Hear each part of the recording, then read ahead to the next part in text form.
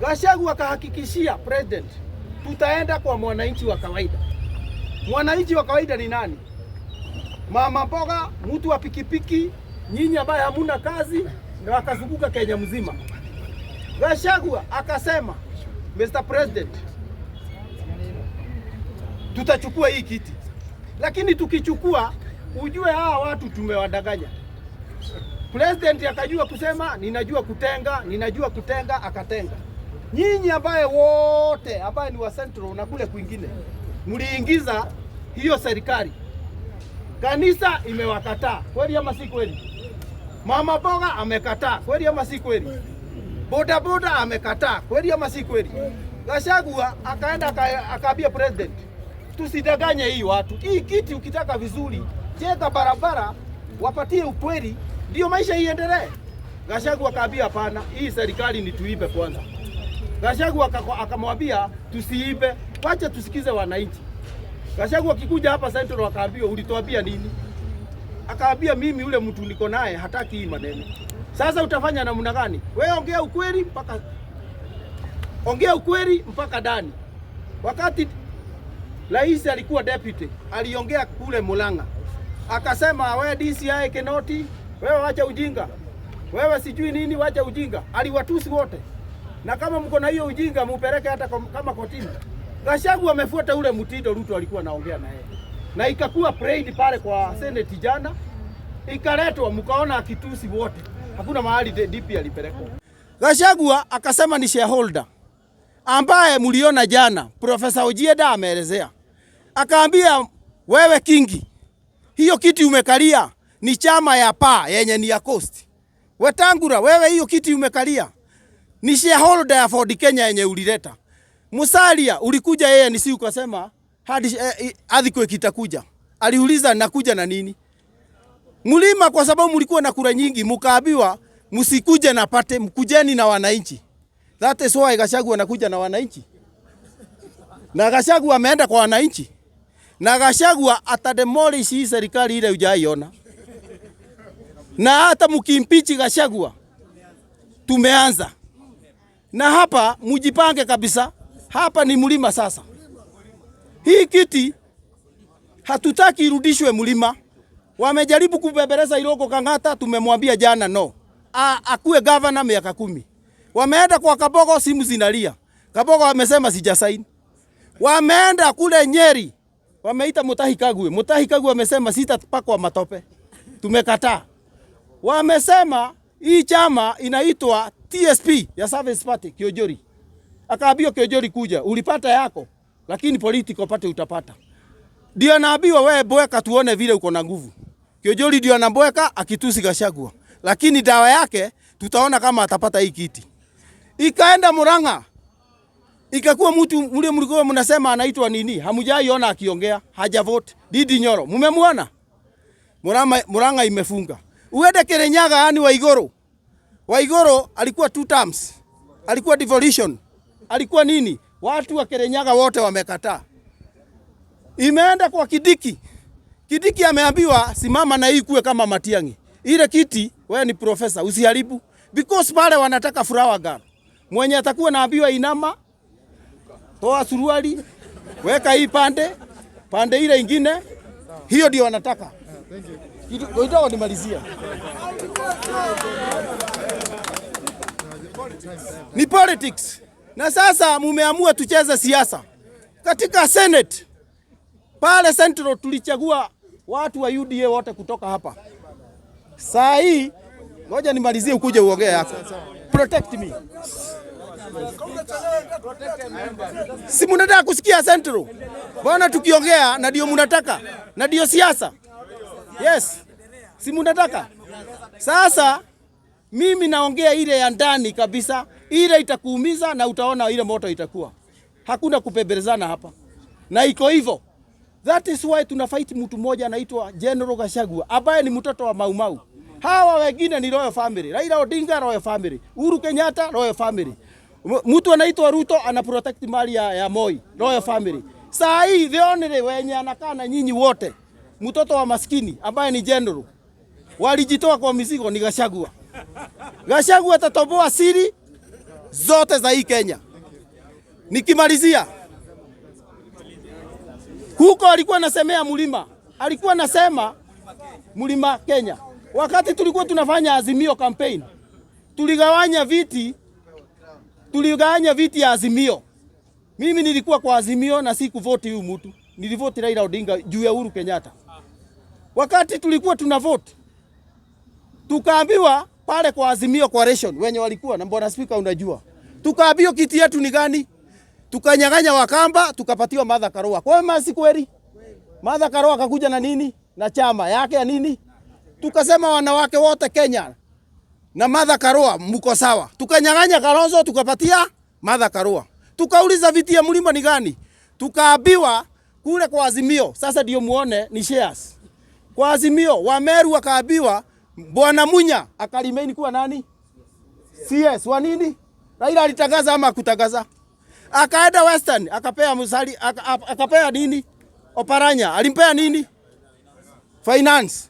Akaenda Coast akapea Joho. Joho amereplace tena. Akapea Joho nini? Lands. Sasa mnataka kuona ni shares. Akaenda wapi? Huku kunaitwa Masaini. Akapea nani? Alipea huyu mbunge Oledama Orekina. Akapewa nini? Na akapelekwa mikutano kule. Sasa mnaona nilikuwa kwa hizo shares za ODM na niko na barua mimi. Lazima. Tukaenda Kisii, akatoa governor Ogoe, alikuwa Ogoe. Akaletwa governor, akaletwa akuwe presidential campaign team wakiwa na governor wa Laikipia. Akaitwa Delito Mureithi. Tukaweka secretariat, tukaongoza Delito Mureithi, tukaweka Babu Owino kama youth, tukaweka wale wote. Tukagawa shares ya coalition. Kama Raila Odinga angeshinda, nani alikuwa aigia speaker? Kenneth Marende. Ndio alikuwa amepatiwa Western. Speaker wa Senate alikuwa nani? Alikuwa Kalonzo. Ngoja. Hiyo mnasema ni symbol of unity, lakini ni shares wenye walivote Azimio. Sasa baba hangefanya hiyo ujinga mnafikiria. Baba alikuwa na heshimu Uhuru Kenyatta. Na Uhuru Kenyatta hii maneno baba angechukua hii ujinga mungeona. Because wanajua hakuna vile nitakuumiza na wewe ndio umeleta serikali. Na baba ageenda na hiyo alikuwa amesema kama nitawashukuru, nitashukuru nyinyi mlima. Na ndio unaona nyinyi wote hakuna mwenye alichukua candidate nje ya mlima. Tunataka mujaribu saa hii. After Gachagua, chukueni candidate mwingine kukosa mlima. Tungengane na nyinyi. Thank you very much. Nikimalizia kura ndio hiyo. In the interest of time. Interest of time. In the interest of time. Haya, nimemaliza.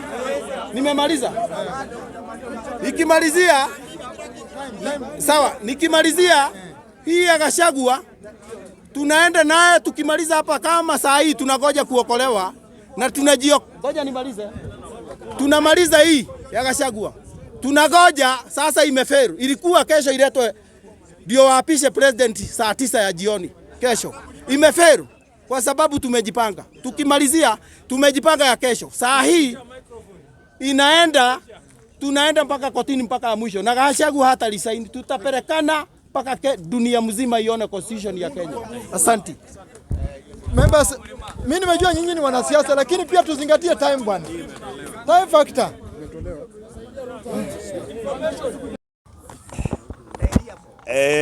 As the senior counsel here, I want you to listen to me because I want to diarrhea some wisdom or to vomit some knowledge.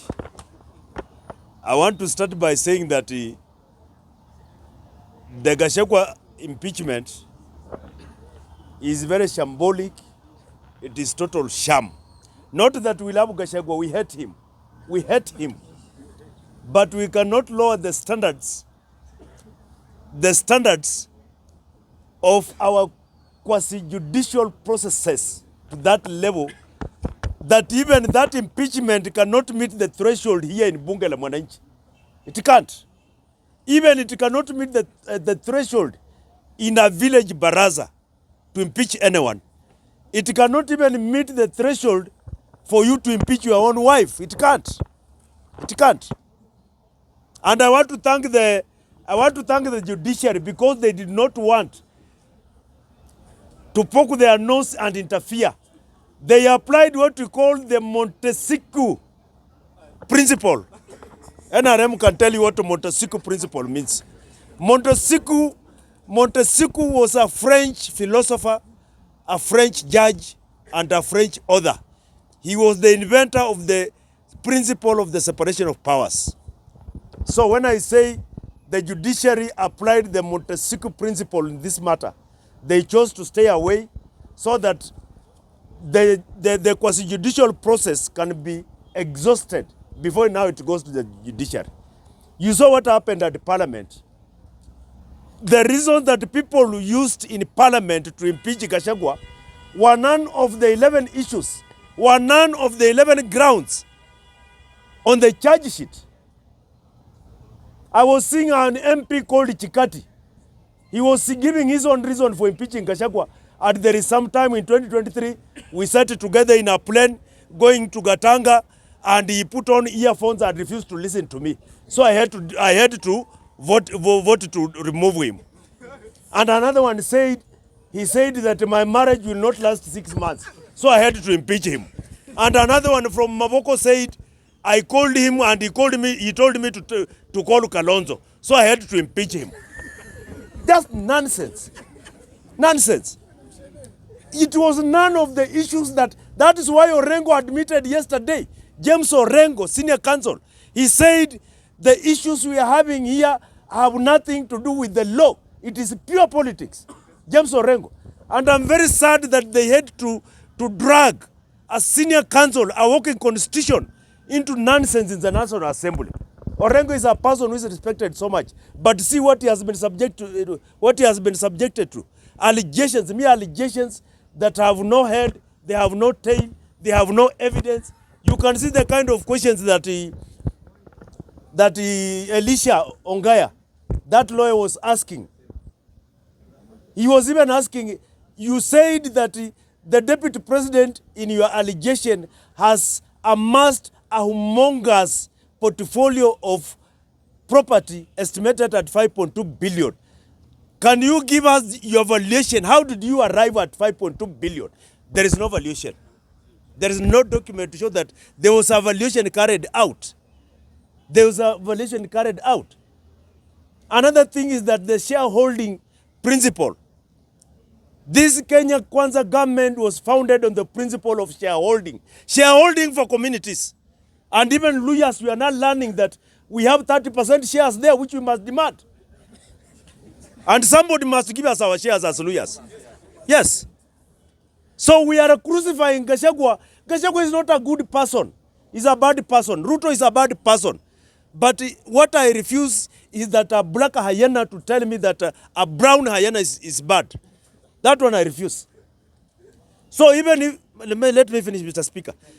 When they finish this matter today, whether they impeach Gachagua or not, whether they impeach him or not, it will not help us, and it is none of our business as ordinary citizens.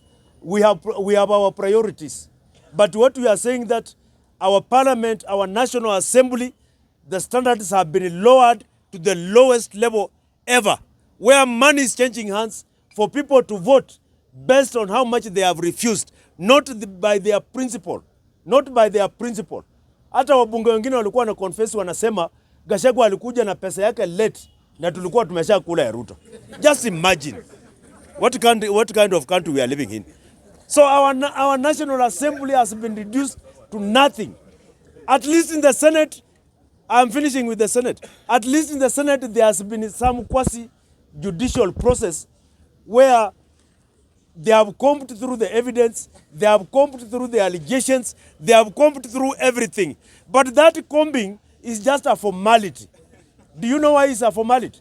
There is a predetermined outcome, whether you like it or not. Yani this thing Ruto alifanya,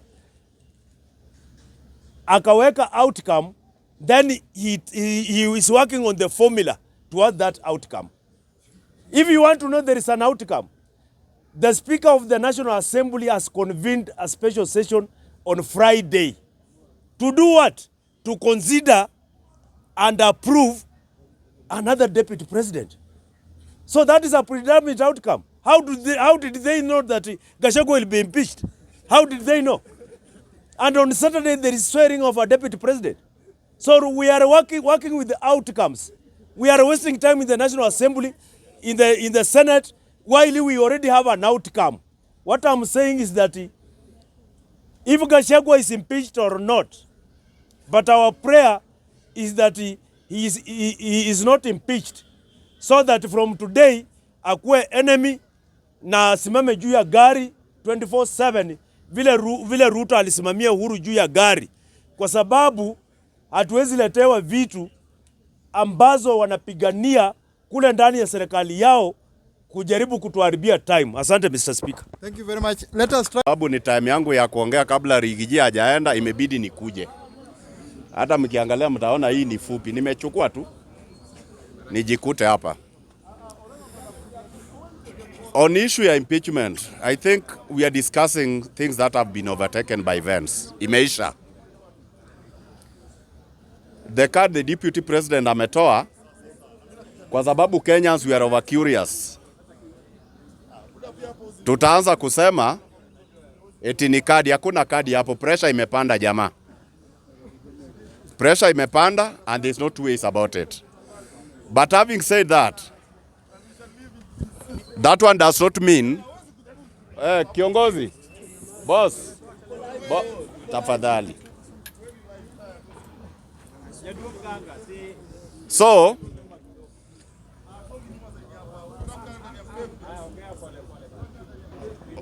what is apparent is that the process, like the way my young brother said, achana nae. I think the process is not about what we are thinking. It is about nani yuko nyuma. I think Kenyans tunakuwa swayed na yale mambo tunaona. Like kama sahi, anytime ukiangalia court process over an emotive topic, watu wenda vile learned friends who argue out their cases. It is not about what you are seeing. Like kama mungeangalia, I overheard so many people saying kwamba Mutuse had no evidence based on the cross-examination. It doesn't hold water there. It doesn't. Kwa sababu you cannot be gagged by a question yes or no. And being is a lawyer, you don't expect him aseme no on an obvious yes. Obvious atasema yes, even if it doesn't depict what is there. Now, Mimi, I think what we need to think of now ni yale matokeo yatapatikana baada ya Gachagua kuenda. Because vile nilisema hapo nyuma, si eti kama ataenda, anaenda. Angalieni hata vile hiyo mpangilio iko. Special session ya bunge imepangwa kesho. They are not supposed to sit tomorrow. Tunaelewana? Na ukiangalia kwa kina, this process inaenda almost up to midnight. Outside the normal working hours ya ofisi. 2, can you talk to, you don't need to correct an opinion. Umetoka wapi? Talk to the speaker. So, you realize, ile session wanaenda nayo pale, ni nini wanaenda kudiscuss tomorrow? Now what is the urgency? It is like these things were predetermined. So it means, ruling ifanywe Senate, kesho iko pale, wamependekeza nani atakaa pale, wa undergo the due process, then hata ikifika Tuesday, because on Monday pia, the government offices are not going to work. Ikifika Tuesday hata wakipresent, hawata gag the parliament kuendelea na shughuli zao. Mimi ile kitu nasema,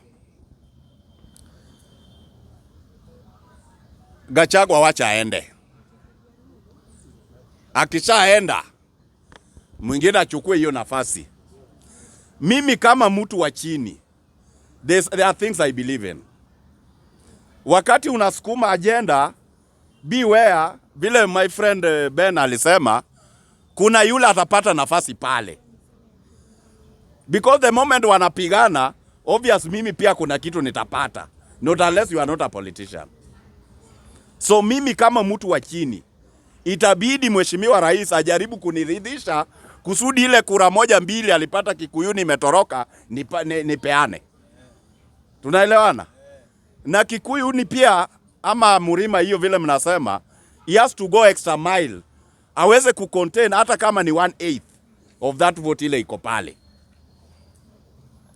Now, the last bit is very simple. The last bit is very simple.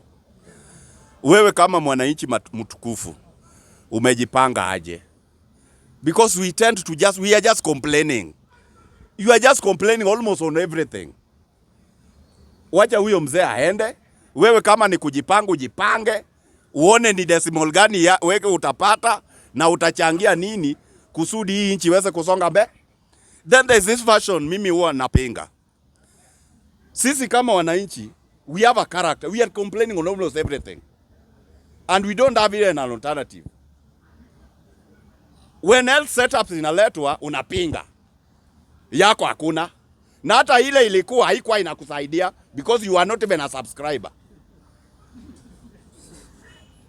We are talking, no, sikasirikangi. That's the way I talk. Enda the JKA way. Kuna wengine wetu tuna mdomo hapa na hata hajawahi kajaga hapo.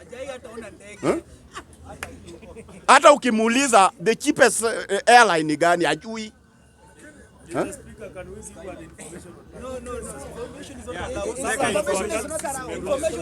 Bwana Speaker, you cannot inform an opinion. Do you want to inform me kwamba wote wamewahi kukanyaga pale? What are you They are wasting my 5 minutes. They are waiting my 5 minutes. Yes, my 1 minute. Wacha nimalize.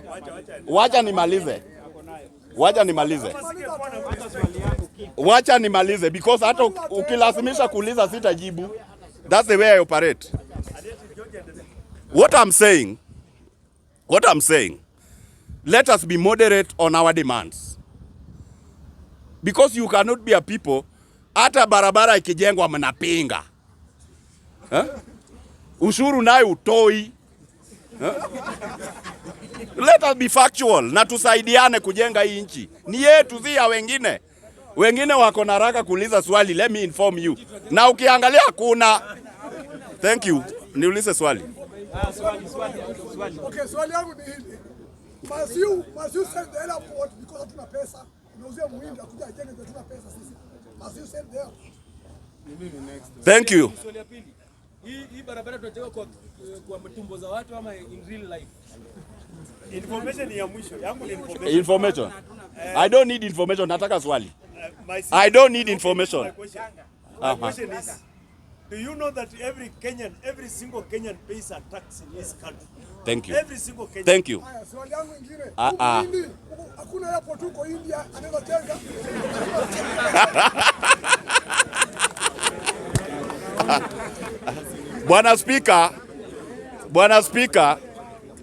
Bwana Speaker, nashukuru sana kwa maswali zenu. Barabara, in fact, Mheshimiwa Ben, ukiulizwa hii barabara inajengwa kwa tumbo, hata ni kama mimi ndio unaniongelea. Kwa sababu mimi zangu najenga kwa tumbo. Sijakuwa na uwezo wa kujenga barabara physical. Yangu najenga kwa tumbo. Hata usiniambia sina V8 yangu iko kwa tumbo. La pili, when it comes to ni lazima Wahindi wajenge. Si lazima, so long as utatuletea alternative mwenye atakujenga hatuna shida na wewe. Iko wapi na hiyo mpira ubebeba? I rest my case. Simuniruhusu tu kidogo. To support my friend George, senior member George. Hata mimi imekuwa of my concern. Imekuwa of my concern. Bro man bana. Hapa si Nyandaro man. Hapana, hapa si Nyandaro, kaa chini. Member, it has also come to my attention. To support what my friend George is trying to say here. To add on what my friend George is trying to say, hii mambo ya ndani, I want to remind new members, we come here to learn. As we come here to make our contribution, let us make credible contribution. On ndani issue, KRA is on record. KRA is on record. 65% of Kenyans, they don't pay tax. Wale wanasema wanalipanga tax hapa. Most hata hawajafanya returns. Mimi nimefanya returns. I can confirm mimi nimefanya returns. Wewe unasema unalipanga hata you don't even make returns. Tuendelee. KRA imeconfirm. They need how many years? They need how many years to generate 200 billion kujenga JKIA? Wamesema miaka ngapi? 50 years. Yeah, 50 years. Kama 2 billion per day. What is about a done deal? What is about a done deal? What is about a done deal? It's not about who is gaining what is not gaining. And done deal inahusia nini? And done deal is about Muhindi anakuja na pesa yake. Muhindi akikuja na pesa yake ana develop the airport. From the pesa yake by the 30 years time atakuwa amepata ka profit kake na atuachie airport yetu. Umenielewa? It's not about ati Raila anakura, Ruto anakura. Na wewe ukiambiwa contribute the 288 fucking billion, you have nothing to give. Hata fare ya kwenda nini Korogosho hauna. What am I saying? What am I saying? What am I saying? Mambo ya Gachagua. Mambo ya Gachagua. I'm happy I have just had a new member here. Amesema kitu ya maana sana. We have had a good contribution of the Senate. Mambo ya Gachagua.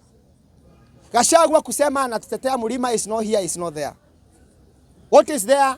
What is being played on the Senate ni siasa. Ni siasa. Hata kama sijasoma sheria nimeona ni siasa iko pale.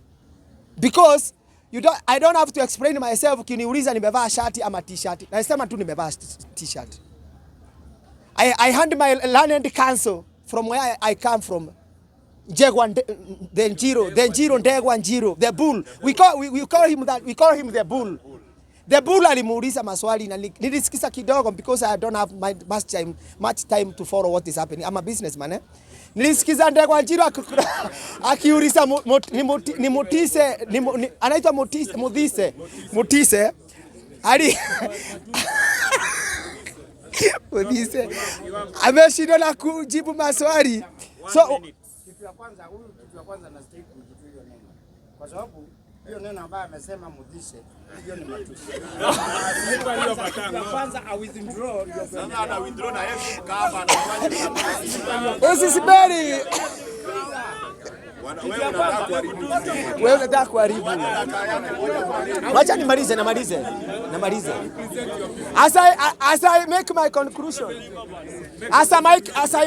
my conclusion. I support what Ben amesema. I support what Ben is saying. Because they are doing political process. That is a political process, eh? They should expect a political reaction. Yes. They are doing a political process. They should expect a political reaction. In a big way. In a big na collateral damage. Hakuna mtu atasimamisha. Yeah. Time yake imeisha. Precise. Wacha ufuate huyu. Karate man. Karate. Bunge